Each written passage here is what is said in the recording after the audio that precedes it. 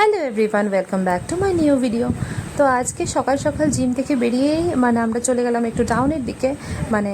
আমরা তো একটু ভেতর সাইডে থাকি, তো চলে গেলাম আর কি একটু দেখতে যে কিভাবে লোকেরা স্বাধীনতা দিবসটা পালন করে।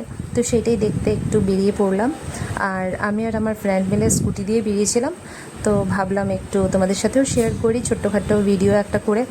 তো যেতে যেতে আমরা দেখলাম যে প্রোগ্রাম হচ্ছে বা একটা বড় পতাকা নিয়ে যাচ্ছে, তো সেই সব দেখে আমার বেশ ভালো লাগছিল। কখনোই বেরোই না কিন্তু স্বাধীনতা দিবসে, আর আজকে বেরিয়ে পড়লাম।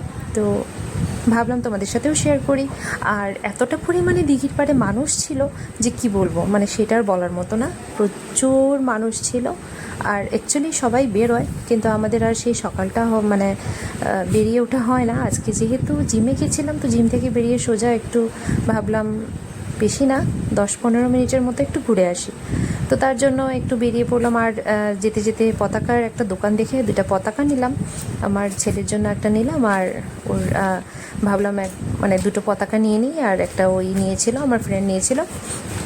তো সেই সব দেখে বেশ ভালো লাগছিল। স্কুটিতে পতাকা হাতে নিয়ে ঘোরাটার মজাটাই আলাদা। তো আমার তো বেশ ভালো লাগছিল। তোমরা কারা কারা এইভাবে সেলিব্রেশনটা করেছো অবশ্যই শেয়ার করবে এবং কমেন্টে জানাবেন। আমাদের এই ছোট্টখাট্ট শহরটিতে বেশ ভালো একটা প্রোগ্রাম হয়েছিল।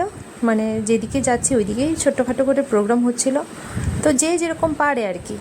তো দিঘির পাড়ের স্কুলের দিকে আর আমাদের যাওয়া হয়নি, কারণ ওইদিকে প্রচণ্ড জনতার রাশ ছিল। তো আর সেদিকে আমরা গেলাম না। তো সেটাই অল্পে শেষ হয়ে গেল আমাদের ঘোরাঘুরি। আর যেহেতু আমাদের ড্রেসটাও সেরকম একটা ভালো ছিল না, জিমের ড্রেস ছিল, তো সেভাবেই আমরা ঘুরে চলে এলাম বাড়িতে।